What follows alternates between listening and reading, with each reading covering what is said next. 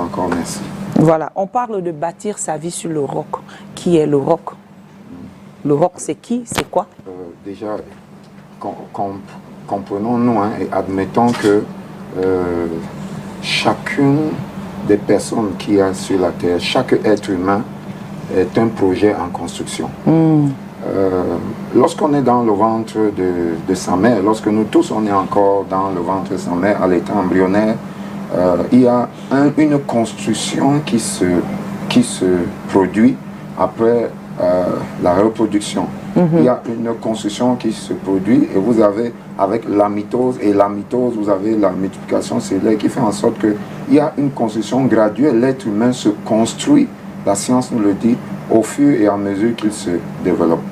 Donc quand l'enfant naît, c'est encore ses parents qui le construisent, qui bâtissent son avenir, qui bâtissent sa vie physique et qui essaient de lui donner une assise morale, intellectuelle, pour qu'il soit un être humain de valeur demain.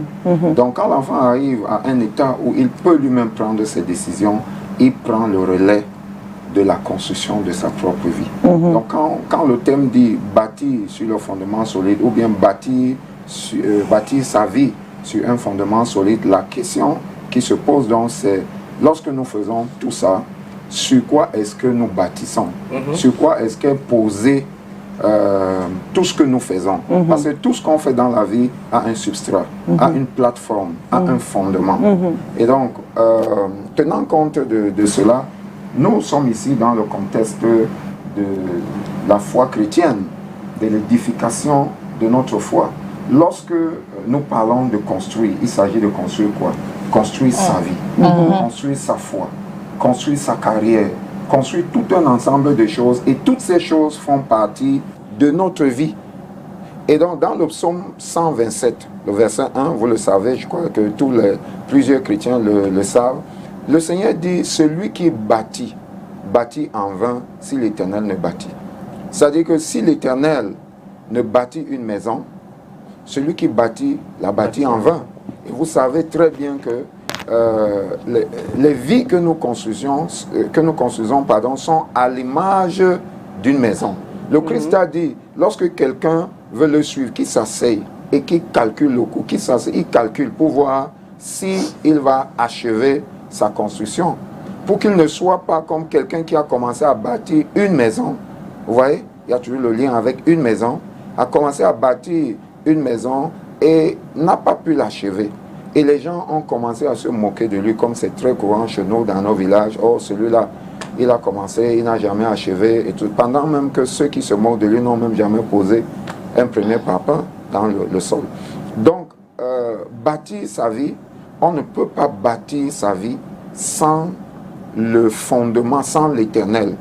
Et donc l'Éternel, le Dieu Tout-Puissant, qu'est-ce qu'il nous a donné comme fondement, comme fondation sur laquelle nous devons bâtir notre vie? C'est la question que nous devons nous poser. Vous savez, dans le livre de Pierre, 1 Pierre au chapitre 2, quand vous lisez progressivement à partir du verset 5, vous comprenez que le Seigneur dit qu'il y a une pierre qui a été posée, la pierre angulaire. L'autre jour, Mireille parlait de notre carrière en dehors de cette casquette ecclésiastique. Et elle disait que je suis entrepreneur en bâtiment. Et je me souviens que lorsque je faisais mes études à l'université et je faisais des travaux de bâtiment pour des clients, et la voix de l'Éternel m'a parlé et m'a dit, je ne t'ai pas appelé à construire des maisons, mais à bâtir des vies. Vous voyez le parallèle. Je ne t'ai pas appelé à construire des maisons, mais à bâtir des vies. Les deux, c'est les constructions. Donc, quand on construit une maison, le parallèle dans le monde spirituel, c'est la construction d'une vie. Nous construisons notre propre vie. Alors, si le Christ, nous n'avons pas le temps de lire, je donne ce texte, 1 Pierre chapitre 2, on peut lire à partir du verset 1, mais le verset 5, en descendant verset 6, verset 7, vous allez voir, il dit très bien que il y a cette pierre angulaire. Le Christ est la pierre angulaire qui a été posée et sur laquelle nous devons construire. Il est même dit que la pierre qui était la principale a été rejetée par les bâtisseurs. De quel bâtisseur s'agit-il? Il s'agit des hommes qui bâtissent leur vie, qui construisent leur vie. Et dans la vie, il y a tout ce qu'on peut mettre, hein, que ce soit carrière ou autre chose. Hein. Nous construisons nos vies d'une manière ou d'une autre. Alors, il est dit dans ce texte-là que pour ceux qui croient, c'est l'honneur. Mais pour ceux qui ne croient pas, c'est le déshonneur. Vous savez, la pierre angulaire, de manière spécifique, est la pierre qui, dans le bâtiment, donne la forme à la structure qu'on est en train de poser. La pierre angulaire, si vous ratez l'angle ou les angles de votre maison, vous avez raté la forme de votre maison. Et si Dieu a prévu une forme pour nos vies et que nous construisons sans lui, comme le dit le psaume 127, verset 1, nous risquons rater la forme de nos vies. On peut voir, les passants peuvent passer, voir que non, Messina, il a une belle vie, il est ci, il est ça, il a ceci, il a pu atteindre ci, en anglais on dit to achieve, il a pu atteindre ci, il a pu réaliser ci. Les gens peuvent vous apprécier, mais est-ce que Dieu vous apprécie? La manière dont nous vivons notre foi, est-ce que nous bâtissons avec nos propres standards, nos propres modèles, nos propres règles, nos propres principes, ou bien nous bâtissons avec les principes de Dieu? C'est là où se pose toute la problématique, Mireille. Et donc, je vais vous convier à lire un texte pour qu'on aille rapidement. Je pense qu'on peut lire ce texte parmi les textes qu'on pourrait bien lire. Hein. Je cite certains, mais on peut lire Matthieu au chapitre 7, à partir du verset 21. Matthieu 7, verset 21 à 27. Je vais solliciter Calvino pour cette lecture. Matthieu chapitre 7. Matthieu chapitre 7. Matthieu chapitre 7, verset... Bon, Matthieu chapitre 7, verset 21 à 28. À 27, s'il vous plaît. Oui, un peu rapidement. Matthieu 7. Verset. Matthieu chapitre 7, verset 28. 21 à 28. Ok. Quiconque me dit Seigneur, Seigneur, n'entrera pas forcément dans le royaume des cieux, mais celui-là seul qui fait la volonté de mon Père qui est dans les cieux. Beaucoup me diront en ce jour-là, Seigneur, Seigneur, n'est-ce pas eu ton nom que nous avons prophétisé? N'est-ce pas en ton nom? N'est-ce pas en ton nom que nous avons prophétisé? En ton nom que nous avons chassé les démons? En ton nom que nous avons fait beaucoup de miracles? Alors je déclarerai, je ne vous ai jamais connu. Retirez-vous de moi, vous qui commettez l'iniquité. Ainsi, quiconque entend de moi ces paroles et les met en pratique sera semblable à un homme prudent qui a bâti sa maison sur le roc. La pluie est tombée, les torrents sont venus, les vents ont soufflé et se sont portés sur cette maison. Elle n'est pas tombée car elle était fondée sur le roc. Mais quiconque entend de moi ces paroles et les met pas en pratique sera semblable à un homme insensé qui a bâti sa maison sur le sable. La pluie est tombée, le torrent est venu, les vents ont soufflé et se sont abattus sur cette maison. Elle est tombée et a ruiné, et sa ruine a été grande. Merci. Continue. Non, c'est bon. Je pense qu'on peut, les téléspectateurs peuvent achever la lecture à la maison. Et donc, ce texte nous montre très bien que le Christ dit que la meilleure façon de bâtir nos vies, c'est d'écouter ses paroles et de les mettre en pratique. Non pas de se précipiter à aller faire des choses pour lui. Non, j'ai construit une chapelle en ton nom. Non, j'ai aidé les pauvres, j'ai aidé les orphelins. Ce n'est pas cela qui intéresse le Christ. Sinon, au dernier jour, il nous dira, je ne vous ai jamais connu, ouvriers, vous qui commettez l'iniquité. D'autres versions disent, vous, ouvriers de l'iniquité, ou pratiquants du mal, pratiquants du péché. Le plus grand mal que nous pouvons pratiquer, c'est d'écouter la parole de Dieu et de refuser délibérément de la mettre en pratique. Parce que nous avons été fabriqués, nous avons été créés par la parole. Dieu est la parole. Quand vous écoutez par exemple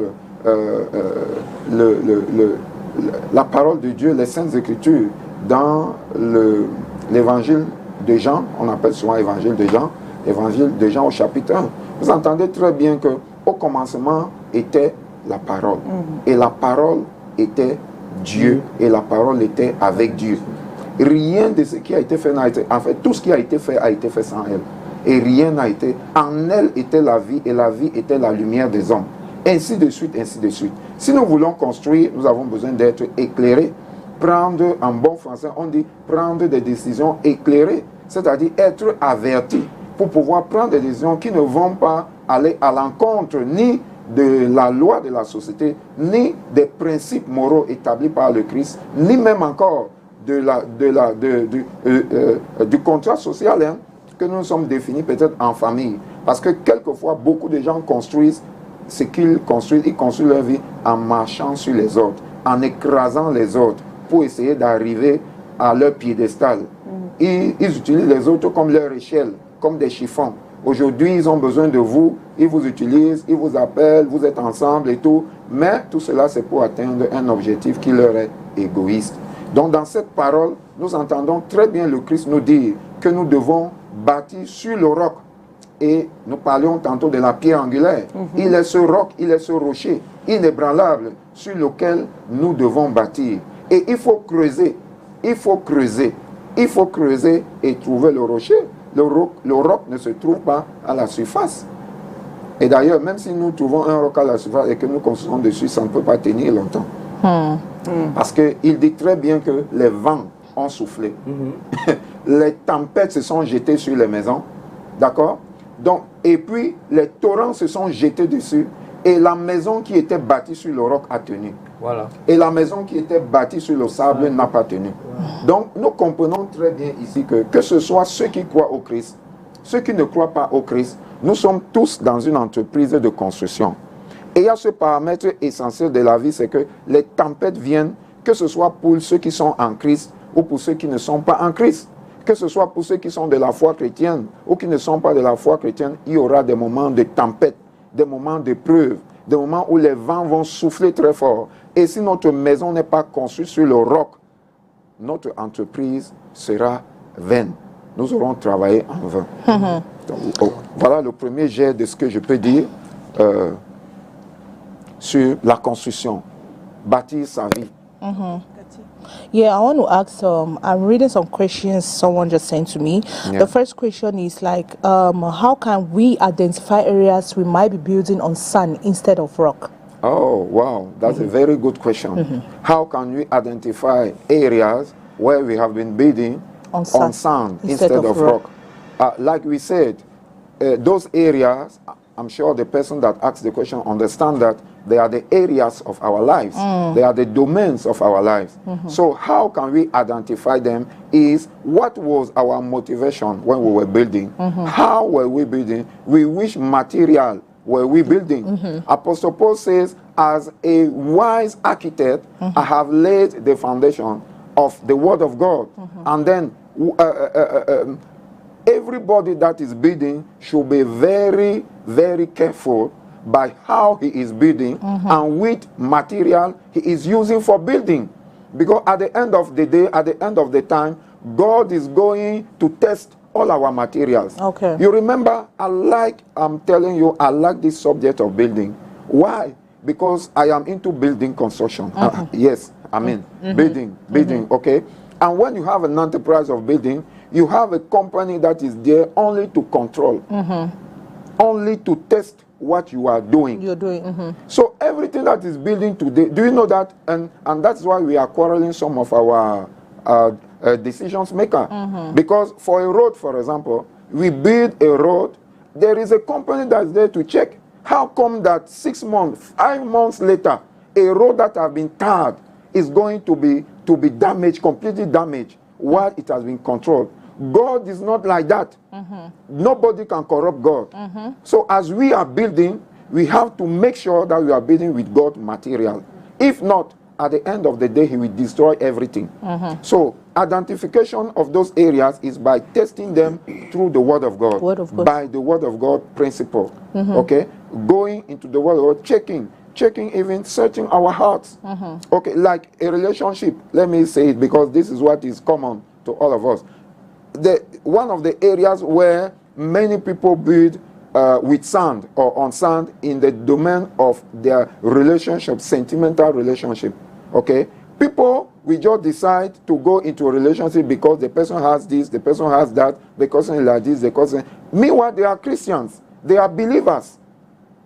But the word of God said the step of the righteous man are ordered by God. We cannot take a such decision of our sentiment, of our heart, of our marriage, or living with somebody, I mean, like that. Okay? We decide to live with people, we are not married, the parents have not heard anything, even the court, we have not gone to court for the marriage certificate. We live like that. We born kids like that. We don't know that there is an impact in the spiritual domain. That's why the society is like this. Because one day or tomorrow, you will notice that the person that was telling you I love you has gone to another. He has jumped like a monkey from one tree to another tree. Another. Yeah. So you are there thinking that you were building. You discover that you were building on sand instead of rock. instead of rock. That's why we have always to build with God. Yeah. God is saying that woe to the man that is building without God. If we build without God, we will encounter loss. We will encounter great loss. So I don't know if I'm answering the question. Yes, you've answered the question. Yeah. Is that Vox Pop? Le Vox Pop. C'est vrai. On va prendre Ouais. le Vox Pop, voilà. C'est vraiment intéressant. On prend le Vox Pop et puis on revient pour continuer à notre entretien. Bâti sur l'Europe, ça veut dire que être avec Jésus, c'est-à-dire marcher sur les pas de Jésus comme il a fait. Marcher sur les pas, ça veut dire que obéir sur les commandements qu'il a laissés et pour avoir la voie exacte de l'Éternel notre Dieu. Parce que nul ne peut aller aux cieux sans passer par Jésus-Christ, qui est notre Seigneur Sauveur, qui a sauvé le monde entier, qui a porté nos poids. Bon, bâtir sur l'Europe, pour moi, je pense que c'est bâtir sur des bases solides. Maintenant, il faut qu'on comprenne ce que signifie des bases solides, des bases qui peuvent tenir sur le temps et qui respectent certaines valeurs. Bâtir sur le roc, pour moi, ça veut dire que bâtir sur Jésus-Christ. Hein? Bâtir sur Jésus-Christ, hein? Qui est le chemin, la vérité et la vie. C'est une des premières réponses. Hein? Puisque Jésus-Christ est le roc, hein? Qu'ont rejeté ceux qui bâtissaient. Hein? Oui, selon la parole de Dieu. Et maintenant, donc, c'est Jésus, donc plusieurs mois particulièrement, hein? C'est Jésus que j'ai fait l'expérience avec lui. Donc, je l'ai reçu comme mon sauveur et Seigneur personnel, hein? À mon niveau, hein? Qui me procure l'assurance du salut, hein? Et qui me procure aussi la délivrance de beaucoup de choses, parce que c'est un processus, hein? La délivrance, et qui me donne la paix d'abord de l'âme, hein? La paix du cœur, hein? Et les réponses sont multiples, hein? Pour tout un chacun, hein? Son expérience qu'il a reçue avec le Seigneur. Bâtir sur le roc, pour moi, c'est bâtir, hein? Sur Jésus-Christ, qui est le fondement de la foi. Bâtir sur le roc. D'abord, le roc, c'est une pierre solide, un fondement immuable.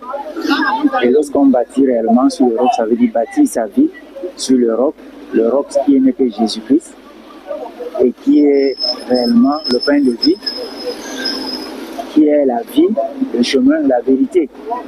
Donc, dans un monde troublé comme le nôtre, on ne peut bâtir sur le roc en bâtissant sa vie sur Jésus-Christ qui est la vérité. Moi, je pense que l'essentiel, c'est le fondement même de la paix. Oui, très bien, Mireille, merci beaucoup. Je pense que ce Vox Pop nous fait comprendre qu'il y a beaucoup de personnes qui comprennent ce que c'est que bâtir sur le roc. Et nous souhaitons vraiment que cela soit le fait de tout le monde, hein, de tous ceux qui qui se donne à cela. Vous savez, Paul a dit que même ayant prêché aux autres comme nous le faisons, nous veillons sur nous-mêmes. Nous traitons nos corps durement pour qu'à la fin, nous ne soyons pas rejetés. Donc, en permanence, nous devons veiller que nous sommes en train de construire sur le roc. Parce qu'il ne suffit pas seulement pour nous de savoir qu'il faut construire sur le roc, mais il faut s'y donner. Il faut s'y donner. Souvenez-vous dans Matthieu chapitre, je crois, 15, Jésus dit que vous sondez les Écritures pensant trouver en elles la vie. Et pourtant, c'est de moi que ces Écritures parlent, mais vous refusez de venir à moi. Donc, il est une chose de savoir que nous devons bâtir sur le roc, et il est une autre chose d'amener dans notre construction sur le roc. Comment? Dans nos décisions au quotidien, avec nos enfants, avec nos conjoints, avec nos collègues, avec nos amis, partout où nous nous retrouvons en société, est-ce que nous sommes en train de construire véritablement sur le roc? Je crois que c'est la question que chacun d'entre nous doit se poser avant de... That's your question. Now, I want to ask another question. Like, how does building your life upon Jesus or the rock and His Word help you endure the storms of life? Help you endure the storms of life? Yeah, that's a very good question again. Because, like we said, it is not because you are building on the rock that you will not have storms. Okay. Like the question is saying, it is enduring the storms. The storms. You know, enduring means before getting to endurance, we have to be patient. So when we are tested, we have to be patient. After being patient, we have to endure. Enduring is like receiving some blows of life and being there, steady, not moving, not going back, okay, not withdrawing, okay, like what it is said. God said we are not among those that withdraw. We are children of faith. We don't withdraw. We don't withdraw. And God said that mon juste vivra par la foi. My just shall live by faith. And if he withdraws, my soul will not be pleasing to him or in him. I will no more be pleased in him. So enduring the storms of life, we can only endure the storms of life with the Word of God and with the strength of God. You know that the Word of God is essential. I don't have time. I would have shown you the different symbolism or the different aspects, the different forms that the Word of God takes. The Word of God is hammer. The Word of God is fire. The Word of God is a sword. The Word of God is water. The Word of God is bread. The Word of God is the Word of God is the Word of God. So, having the bread, for example, the bread of life, when you are facing storms, you just need the bread of life to feed you so that you can be steady, so that you will know what to do. And it's all about decision making. Okay. It's all about decision making. Whether you want to withdraw or you want to continue to move forward, is about decision making. If you want to be like fireproof, you need the elements of the Word of God that will make you fireproof. Because the devil at times will come with fire. He will come with any kind of things to destroy our faith. The devil is not interested in your money, in your houses. He's interested in your souls. In your soul. So he wants to destroy your soul. He wants to have your soul and destroy your life, even when he has given you everything. Okay. So I think we have to just stay by the Word of God.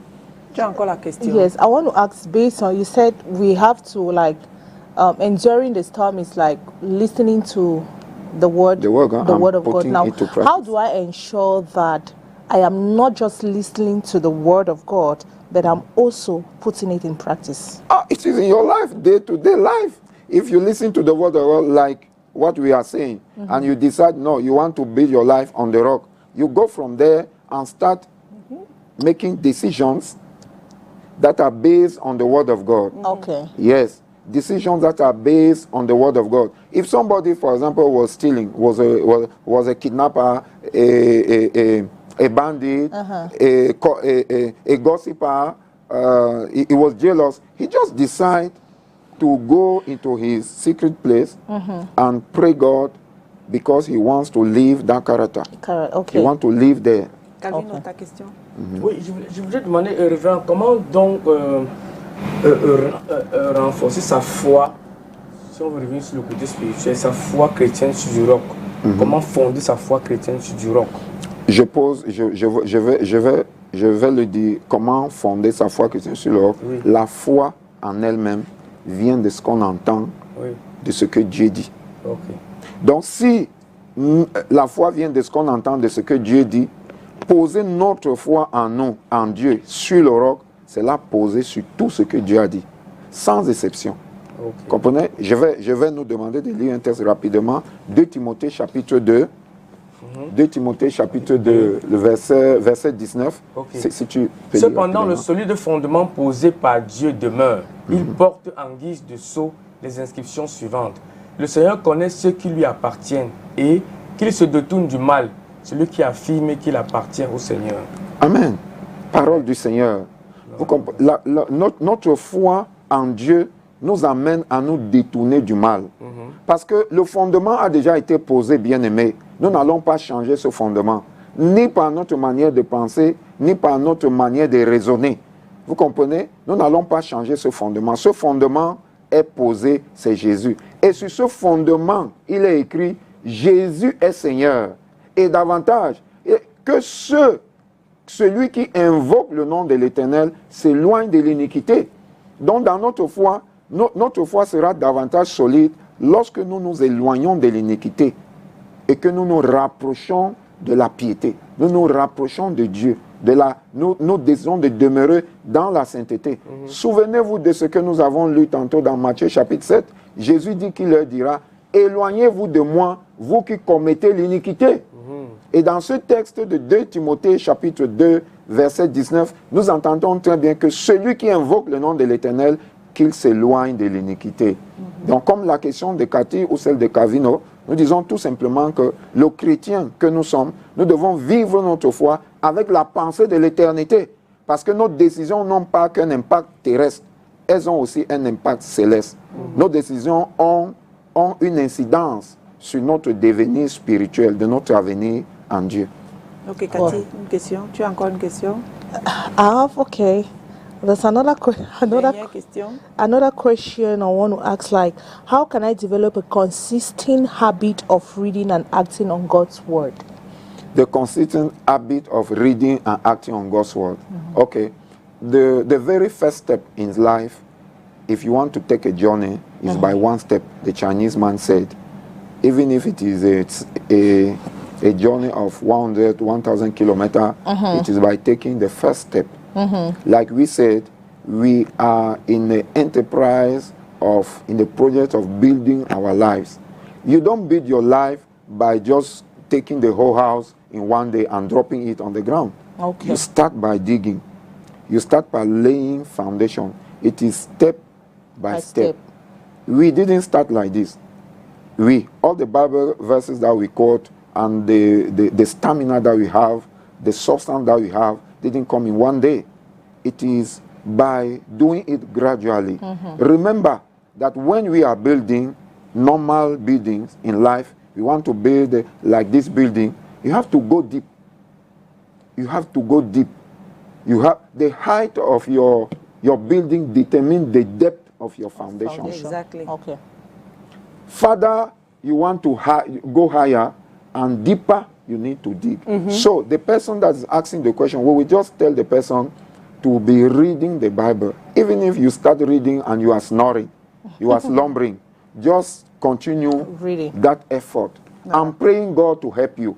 As you read, you receive the grace of God to practice the word of God. Okay. There is no believer that is not a practicant.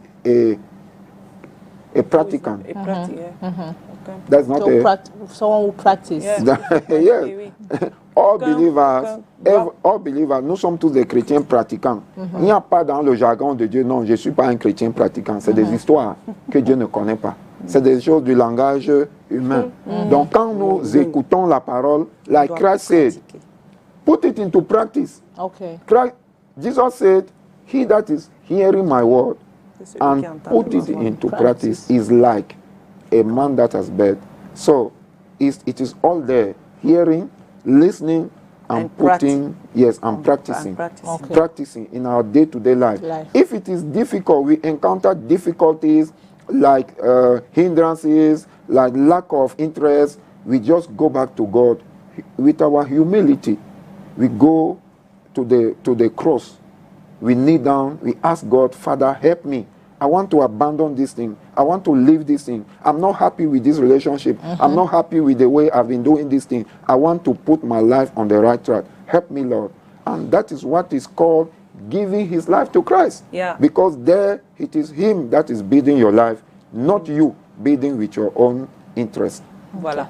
Merci beaucoup, révérend. Bâtir sa vie sur le roc, c'est-à-dire bâtir sa vie sur le roc, on va dire qu'il faut s'appuyer sur Christ. Christ, le roc, c'est Christ, c'est Jésus-Christ. Jésus-Christ via la parole de Dieu que nous écoutons tous les jours et que nous lisons tous les jours.